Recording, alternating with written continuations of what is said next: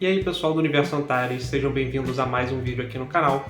Bem-vindos de volta à nossa playlist onde eu analiso todos os contos do H.P. Lovecraft. E no vídeo de hoje eu vou analisar um conto muito interessante porque esse é um dos poucos também contos que eu ainda não tinha lido. E, bom, qual é o título do conto? O título é Beyond the Walls of Sleep, ou Além dos Muros, Além da Murada dos Sonhos, que a gente poderia traduzir, né? Mas eu acho que o título melhor seria Além dos Muros do Sonho. E qual que é o lance desse conto? É que por muito tempo eu confundi algumas coisas, né, do Lovecraft, em que tem contos em que ele faz o onírico, ou seja, o sonho, ele é mais como eu posso dizer, um pressuposto para discutir algo filosófico. Nesse caso aqui, ele vai discutir um pouco mais da mitologia Lovecraftiana. Então, qual que é o... By the way, né?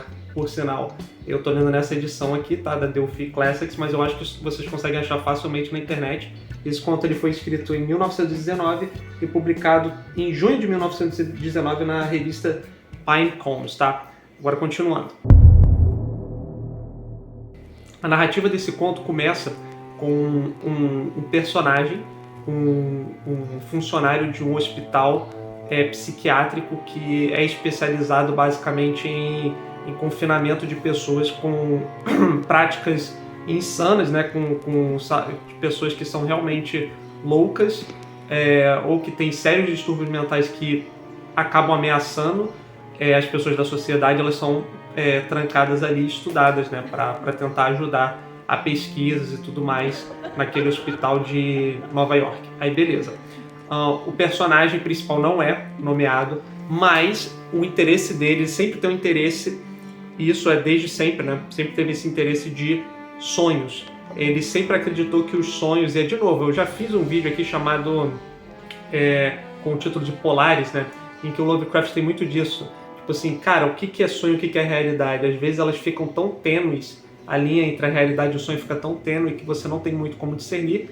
E muitos personagens, inclusive, acreditam que o inverso é possível. Que os sonhos, na verdade, são a realidade e a nossa realidade é um sonho. Que eu acho uma maneira bem divertida de você encarar isso, porque permite com que o leitor encare muito mais a sério as maluquices do autor, sabe? Que são muito maneiras também. Mas, basicamente, ele recebe um paciente chamado Joe Slater. Ele era um montanhês de roça, assim, e o cara ficou maluco, basicamente. Sempre começa assim, o cara ficou maluco, porque ele dormia muito e quando acordava ele tinha alguns acessos de pânico, enfim, episódios de ataque em que ele falava sobre cidades esquecidas no tempo, coisas assim completamente extraordinárias e de uma magnitude que até faz com que o personagem principal, né, que é justamente o funcionário desse hospital, fique com inveja, porque ele acha aquele cara da ralé, sabe? E ele fica assim, nossa, como é possível que esse cara consiga descrever dessa maneira rústica coisas tão fantásticas, sabe? E aí a narrativa prossegue, né? Tem um julgamento. O que acontece? Esse cara vivia numa cabanazinha, até que ele gritava tanto ao longo da manhã que alguns vizinhos foram em direção à casa dele para falar: meu amigo, a gente tá tentando dormir, você tá meio doido da cabeça, vai procurar ajuda. E aí, basicamente, numa dessas ocasiões, o cara tem um acesso de pânico, um ataque lá, e ele mata uma das pessoas, né? E aí depois ele foge, e aí quando ele foge pra mata, um grupo de um policial com outros fazendeiros vai atrás dele e encontram ele 3 dias depois numa espécie de tronco, assim, sabe? Aqueles troncos de carvalho, bem... não sei se é de carvalho, mas assim, um espaço oco, assim, próximo da raiz de um tronco, ele tava lá igual um urso, assim. Completamente nu e doido e inofensivo. E aí ele vai para essa casa de saúde, né? Para esse manicômio.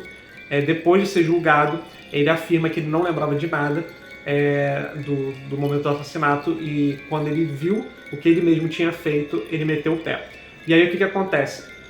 O tempo vai passando e essas recaídas que ele tem, na maior parte das vezes ele fica bem recluso, bem na dele mesmo, mas dessas recaídas que ele tem, as coisas que ele fala é quase como se fosse outra entidade ali, sabe? E aí o que acontece? Chega um determinado momento que o personagem principal fica tão interessado que ele pega um aparato provavelmente aqueles aparatos de, sabe, de tratamento com eletromagnetismo que as pessoas colocam assim para ver, ou então uma espécie de encefalograma, alguma coisa assim, um aparato desses doidos aí de histórias de terror. E ele bota para funcionar e ele fica apreensivo porque o cara tava quase morrendo, já tava bem velhinho. Quer dizer, ele tava com, se eu não me engano, 40 anos por aí, mas a loucura dele acabava com ele fisicamente, então ele estava prestes a morrer. Então o que acontece? O personagem coloca lá o aparato na cabeça dele, coloca também o aparato na sua cabeça para receber esses estímulos. E aí o que acontece? Quando ele começa a ter esse episódio, o personagem principal transcende, basicamente. Ele é levado para outro universo, quer dizer, para o nosso universo, mas num ponto muito distante, em que ele consegue constatar, né, várias das descrições que o louco fazia desses lugares. Tipo assim, cidades fantásticas, com muros gigantescos, entre montanhas igualmente fantásticas, criaturas voadoras. Então eles tinham uma espécie de alma, eles eram meio que translúcidos, assim, eles conseguiam voar por diversos locais, e que ele, inclusive, estava na busca pela vingança de alguém específico que não é nomeado. Então a gente acaba como eu posso dizer, a gente acaba entendendo que há uma espécie, essas criaturas têm uma espécie de relação simbiótica com as criaturas da Terra, porque elas precisam de um receptáculo para poder se comunicar, entende? E aí ele consegue conversar com esses personagens, com um desses personagens, né, que provavelmente não é o Joe Slater, ou se é ele numa versão, sei lá, transcendente. E aí eles conversam durante muito tempo, e aí você consegue entender essa realidade, né, que é completamente fantástica, completamente fantasiosa, e que existem outras criaturas também ao redor, que a gente acaba não explorando. E aí o que acontece? Ele acorda quando o cara tá morrendo já, falecendo, ele fica abismado, e quando ele vai ver o pulso, né, a pulsação do Joe Slater, ele morreu, mas de repente tem tipo um jump scare, assim, porque ele abre os olhos, ele fica tipo assim, completamente, como se fosse uma estátua viva, e aí você percebe que na verdade é essa criatura se comunicando através dele, e fala que justamente isso que eu pontuei, né, que eles precisam de um receptáculo, que ele tem que efetuar a vingança dele, mas ele tem que achar uma forma, um corpo melhor para fazer isso, e que eles certamente vão se encontrar de novo, basta olhar para o céu. E aí depois disso o conto termina, né, com ele abismado, ele tenta falar para outras pessoas, mas eles, cara, ficam tipo assim, mano, você tá... Toma aqui um calmantezinho, vai tirar suas férias, você tá muito obcecado com isso. E aí ele sai mesmo, ele vai tirar as férias, não tem mais nada o que fazer, mas ele olha pro céu e ele vê essa estrela, e depois ele ele coloca, né, pro leitor uma espécie de documento, né, de um astrônomo que indicou que uma nova estrela surgiu no céu, numa data específica que coincide com os acontecimentos da narrativa, e o conto termina dessa maneira. Eu acho um conto fenomenal, muito bem escrito, tá? E que, de novo, discute isso, né? A magia do terror, né?